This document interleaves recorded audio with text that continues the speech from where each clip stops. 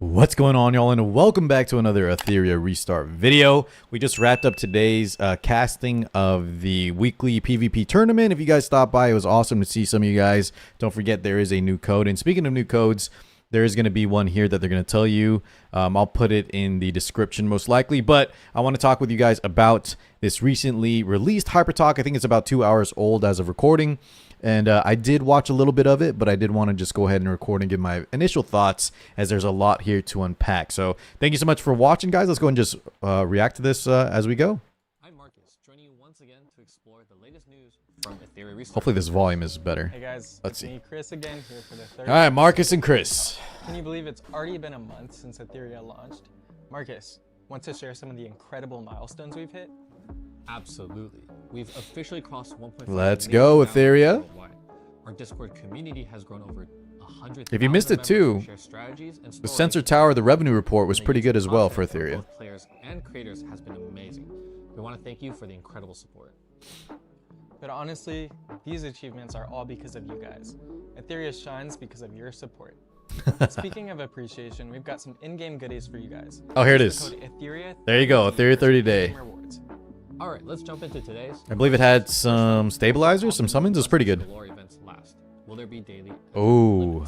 So we launched one of these events about 2 weeks ago, and we loved seeing everyone's. Yeah, I went crazy on that 2x event. Invaluable to us. Going forward, we'll announce these events 5 days in advance on our official platforms and in-game notifications. And the good news is that there's no attempt limit. So yeah. Make sure to look out for these notifications and manage your stability wisely until then. So guys, that kind of hints that they're going to have one. Maybe, I don't know if that means soon, but they said just keep an eye out. We'll know 5 days in advance, which isn't a lot of time. I suggest you keep a, pool of stabilizers. I'm keeping around 50, and then, if I want to spend a little more than that, I'll go ahead and rip them. But yeah, now they've pretty much confirmed, guys, there's going to be more 2x events without a cap. So start saving them stabilizers, in my opinion. Next question. Are there description errors with the Revelation Halloween shells? And is it normal that Halloween? Revelation is definitely We did have some incorrect buff descriptions that have been fixed in recent updates. But as for Freya's design, this is in line with the game. You need to max her attack and crit, and then pair her with Revelation to pull it off. Sure, it looks pretty powerful, but there are matrices in the game that can work with counter strategy. We'd love to see players work together to come up with these strategies. All right, was it Chris, Marcus? I forget their names, but listen, I think obviously he's not wrong with that. There are counter strategies. Those strategies are things like Bloodbath. But I don't know if you guys have tried to put Bloodbath on your team. One, it's not a popular PvE matrix, right? So a lot of players aren't going to be investing into it. And two, even if you do invest into it, yeah, it'll let you survive one Freya. But is it going to let you survive a Solince, an RC, a Heinrich? There's a million units. Casio, there's a lot of units now that are spamming Revelation. And even 4 Bloodbaths is not going to save you. Because you're fighting 4 Revelations, they're going to just nuke you from 100 to 0. So it's not just Bloodbath that you need. You also need to bring things like Tiamat on Amber, for example. You need to try to cut in line with something like a Viper of Veronica. The counterplay to Revelation is a lot more investment than just running Revelation itself. So I think they're trying to say that they find it okay. But in my opinion, I think at the end of the RTA season, I would like to see Revelation adjusted for PvP. I'm fine with it in PvE, but I think the spam, right? It's not just Freya, but there's a lot of support units that can, run it. And when you start to see like 4 or 5 per team, right? Because you can have up to 5 units in a draft, it gets a little ridiculous. Work with counter strategy.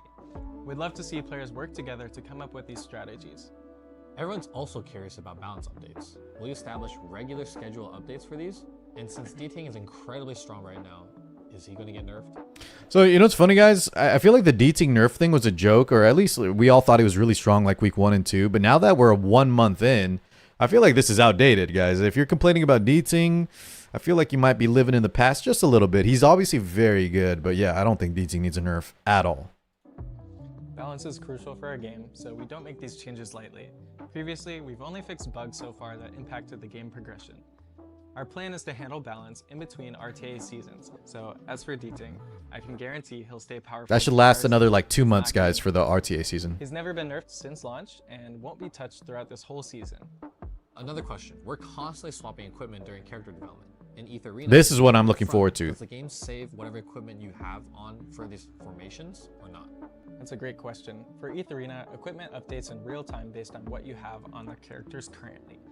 You'll need to manage these resources carefully. Oh, come on. Teams are running defensive gear and etc. Early on, you might find yourself constantly borrowing modules between characters and shifting around. Oh boy. As you progress, this will get a little bit easier and you'll have a greater equipment collection. United Front works. Okay, so they're gonna say United Front, it works, right? You place a tower, it will snapshot, and you can change gear after that.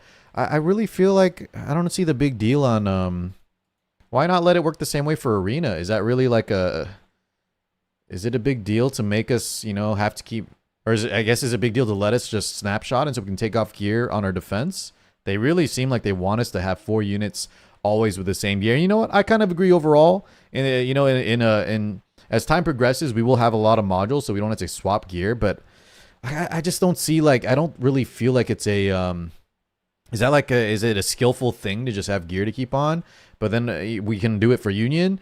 In my opinion, I would like to see them just allow us to have, you know, once we set our arena defense, just like in Union Wars, that it keeps the gear on. You don't have to worry about keeping it geared, keeping your perfect PvP sets on. But anyways, but as you progress, a little disappointed with that answer. And you'll have a greater equipment collection. United Front works a little bit differently though. It only saves the equipment from your last deployed formation. Any changes made afterward won't affect this formation. If you need to update your equipment during the layout period, make sure to I like this. I like that they did that for Union Wars. I don't see why they don't give it for Arena, but I'll stop what happens when questioning it for now.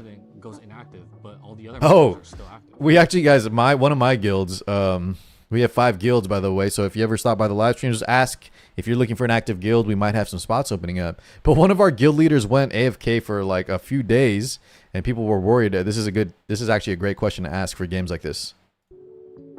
Let me explain how union leadership works. After creating a union, the president can't be changed for the first week. After that, they can voluntarily transfer leadership to other members. If a president stays offline for more than 30 days and there's a vice president that has been active within the last 30 days is a long hours, time. They can start an impeachment against the impeachment? Okay. So that's kind of funny. Leadership will then go to the most active VP. All right, that's good. There's this failsafe. 30 days seems a little long, but Holden and Hoyan's banner has been updated pretty quickly, but Yelly took 2 weeks. What's the plan going forward?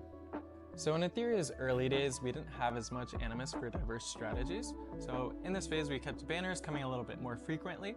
Now that we've built up the roster, we're stabilizing at 1 new banner every 3 weeks. Oh, wow. Plus, each update brings more than just new banners, so expect new events and gameplay as well. Guys, 1 new banner every 3 weeks is quite a bit. That's gonna be a lot of characters. We're gonna have to either, you know, if you're not wailing out, you're definitely gonna have to skip some of these, I think. Since we're on the topic of, does that mean no reruns? Any upcoming animus? I was hoping you'd ask. I came prepared today, but before we dive into the details, let's take a quick look at this beautiful animated showcase. Oh, here we go. I did see the pictures, but I haven't seen the kits yet for these characters.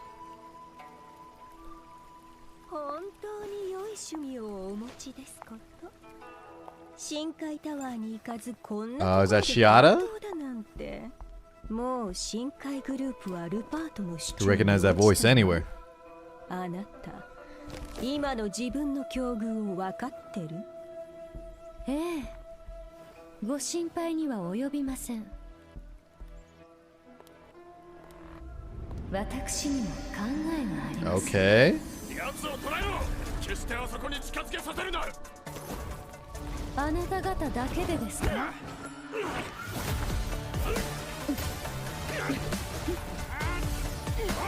？She can fly. カマキリセミを伺い、傍若後にあり。存分に策を練りなさいルパート。私の運命は私が決める。あなたにはその貪欲と傲慢の代償を払ってもらいます。All right, we're expanding the lore, huh? So she's a hollow character. Fucho? Fuchu?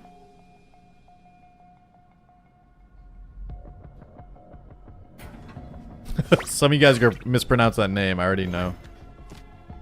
You'll do it on purpose too.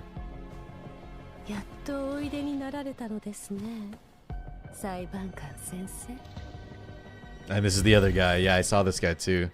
I wonder what their kits are. Wow, who's this elegant fighter? Even her combat style is so graceful and composed. Meet Fucho, one of Doki Fucho, Entertainment's okay, executive Fucho. vice presidents. She's a tactical. I like the little makeup animation. Turn meter manipulation. Let's check out her skill showcase together. Oh, they're gonna show us the full skills already. 万物には価値があります。 It's way earlier than what they did for その Yelly. 価値こそがそれぞれの立ち位置を決めるのです。 She does look pretty good. What do you guys think about the looks? I will say though, guys, I feel like one minor critique I have of Etheria is their 2D art, right? The splash art, I think is what you call it, doesn't really match the in-game model, in my opinion. Like, I feel like these two characters don't quite look alike, but it's not the biggest deal. I actually really like her 2D art more than her in-game model, though. 探り合いはよしましょう。あなたが出す手札次第で契約の内容は What is this? So they were doing a healer set? Wellspring Cure. Dang. Like a maximum amount of healing and HP. So she must be an HP scaling healer. 契約の内容は決めさせていただきます。 Alright, let me see the skills. Skill 1. Fuchu deals damage to a single enemy and advances the Wait, he said Fuchu and the other guy said Fucho. action progress of 2 random allies. At the end of an enemy's turn, if Fuchu does not have Serenity, So turn meter advances her push. own turn meter. If Fuchu has Serenity, delays her own turn meter. All Delays? allies trigger Serenity at the end of their Wait. Okay, so she can delay her own turn meter. All allies trigger Moonlit Veil after being attacked, increasing their turn meter and healing 8% HP. When Fucho triggers Moonlit Veil, her turn meter will not be increased. Okay, so when she's in the form, she'll give her allies, but when she's outside of it, she'll try to push to get back into it. I'm assuming that's kind of what the deal is. So 12% turn meter and healing. All right, seems pretty good. turn or when attacked, gaining turn meter increase and healing a portion of their max HP. If Fuchu triggers Moonlit Veil, she will not gain action progress. Skill 2. Fuchu deals damage to a single Let's go ahead and pause and read this ourselves. So we have chance to trigger up to 100 when you have, remember guys, the lattice here. This kind of this is a lot of lattice investment for an SSR. That's gonna be at least 3 gold lattice to make sure we have 100% chance at Moonlit Veil, which seems like it's pretty important to get, right? That seems one of her main mechanics to give healing and turn meter. Is that Future deals 10%? Each hit triggers Moonlit Veil 1 times in the ally. Okay, so honestly though, I don't think these trigger hits are affected by effect accuracy, but if you have 3 hits, even at 70%, right, the odds are pretty good. So maybe, honestly, it may not be that important to lattice her up. I feel like the odds of getting into this Moonlit Veil are still pretty good. enemy 3 times based on Fuchu's max HP. Each hit has a chance to trigger Moonlit Veil for 1 other allied unit, always prioritizing the ally with the lowest current HP. Oh, but we want to hit multiple Ultimate, allies. Fuchu Okay. grants all allies a shield for 2 turns. All right, let me see the skill 3. 2-turn shield that scales off HP. That's going to be a big fat barrier. And applies 2-turn Moonlit Veil to herself, which is when she gives it to her allies, right? Speed up is actually really big too. Oh, I don't know if y'all heard that. We got a little YouTube sub while I'm recording. Thank you guys. So yeah, okay. Unfortunately, guys, it seems like she has no cleanse in her kit, which is very, very important for PvP. So I would be a little worried about running her for PvP scenarios, but for PvE, I wonder. I feel like she's going to be very powerful there, especially if you don't run units like Lily or Tsukiyomi. The speed up is incredibly valuable, and now we can have it onto our healer as well. So I think if you need some speed up, if you need another healer alongside your Linglo, for example, this could be a great pickup. But personally for me, I want a PvP healer that has some cleanse, right? Because I don't have Doki Doki. And so my options are like Linglo, maybe Green Sonya S1. I feel like I don't need this character for PvP at least. But yeah, for PvE, just keep in mind though, guys, that a lot of bosses do have enrage mechanics, meaning you can't stall them out with like multiple healers forever. There will be some kind of like time. It is a like DPS race eventually. Based on Fuchu's max HP, then apply Serenity to herself for 2 turns and increase speed to other allies. Seems very, very strong for PvE though. Fucho's skills and fighting styles are so refined. In that animation we just watched, there was another new animus at the very end. Can you tell us a little bit? Oh, they're going to show both kits? Okay. Absolutely. So the other new animus you saw is Nahor. Nahor. 3 executive justices at EOS. He treats everyone with fairness, no favoritism, no prejudice, and ready to work together with everyone. He's Let's unbiased. check out his intro PV. 公正と無視高尚な言葉ですね I feel like people are really gonna like him. 評価されるとは光栄です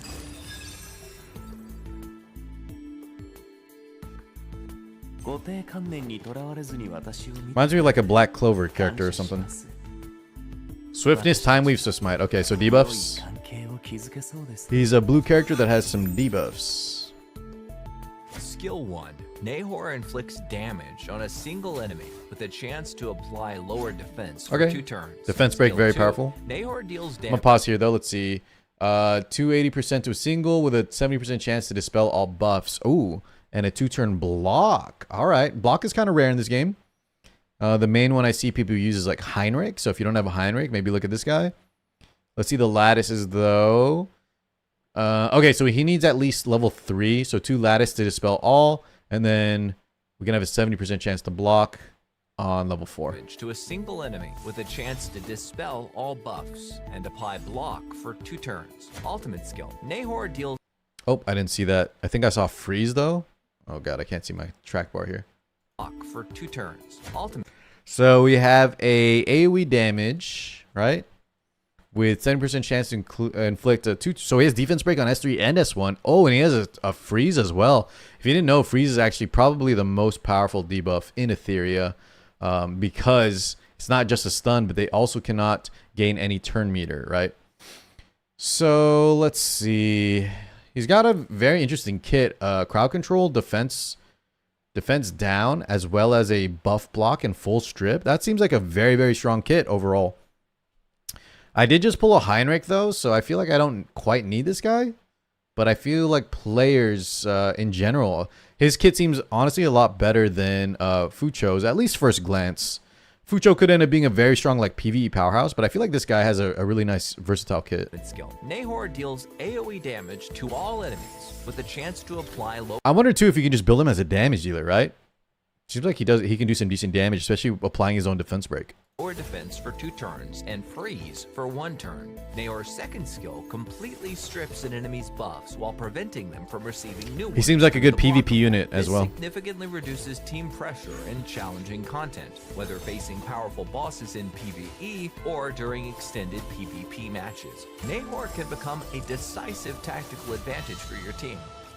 Wow, these 2 new animuses will join the game on July 10th. Also, remember Yeah, from that the is last soon, time we guys. teased some new So right after Yelly, these guys, 2 banners are coming on July 10th. Oh man, I don't have any summons saved, and to be honest, I don't feel like I need either of the characters. But I'll probably try my luck to see if I get them anyways. I feel like at least for PvE, especially in modes like Boss Rush where we need more characters, I feel like maybe Fucho could be very good. And then if I don't build Heinrich, I think Nahor actually I think is the stronger of the 2, at least just initial glance. gameplay. Chris, do you have any more updates on this? Yes, I do. So since Etheria's official launch, we've added tons of new content as seen through Guild vs. Guild with United Front, boss challenges such as Cage Rumble, and various event modes.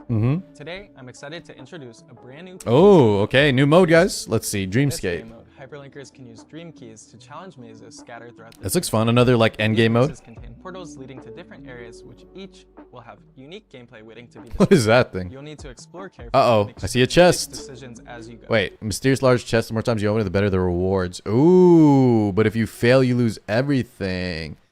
Ooh, I can't wait to see what's in there. Hopefully some lattices. In the mazes, you'll also encounter a massive Wait, what was that? boss known as the Dreamweaver. I saw some It has purple, 3 maybe different currency to elements buy in the of shop or boss, something. And you can switch between them daily for a different type of challenge. The more damage you deal, the better your reward. Oh, so it's a DPS race. Okay. Finally, Chris, any updates on the official Etheria Esports events? EWS. Absolutely. Starting late July, we're launching the first ever exclusive EWS tournament. We'll have amazing rewards, exciting guests, legendary players, and the top 8 competitors all participating together. On top of that, players can earn exclusive tournament cosmetics like avatar frames, nameplates, card borders, and more. Don't miss out. What's a card border? So EWS has way more than just competitions. There's so much more content. Everyone make sure not to miss out. Well, that wraps up this episode of HyperTalk. All Don't right. forget to use code Etheria. There it is again, guys, for the code. Make sure y'all claim that. That's all for today. See you next time. Okay, overall, guys, love the update. I always like to see new content. This PvE mode I'm actually out of PvE. I'll talk to you guys soon about, you know, my overall thoughts on the game so far. Hit level 100, completed all the PvE. So having something like this to do or look forward to is also very, very welcome. The new characters seem pretty good. Overall, I like that, you know, we're bringing some characters constantly. But I feel like I'd like to see some reruns for people that have missed certain things. And yeah, it just sounds like they're going to just kind of constantly bring out new banners. The one thing I didn't like too much is the revelation is whatever. They'll nerf that, hopefully in PvP only. PvE, it's fine. But maybe at the end of the RTA season. But I didn't like them doubling down on the arena. Like, I feel like just let us lock in our arena sets and so we don't have to worry about keeping gear on them. But I don't know. Maybe you guys don't find that a big deal. Let me know in the comments below. Ultimately, though, I do think they still need to address... You know, they've done a great job at lowering Inferno difficulty so that players can farm it more easily. However, I would like to see them now address kind of the lack of coins or how expensive it is to level both shells, shell passives, level mythic gear. We either need some help there in discounts or we need to get more coins and training data in general. So I'd like to see them kind of address that overall topic next and hopefully sooner than later. But yeah, guys, a lot of content coming. Thank you so much, as always. I love this art, by the way. Thank you so much for watching, and I'll catch you all in the next one. Peace out, guys.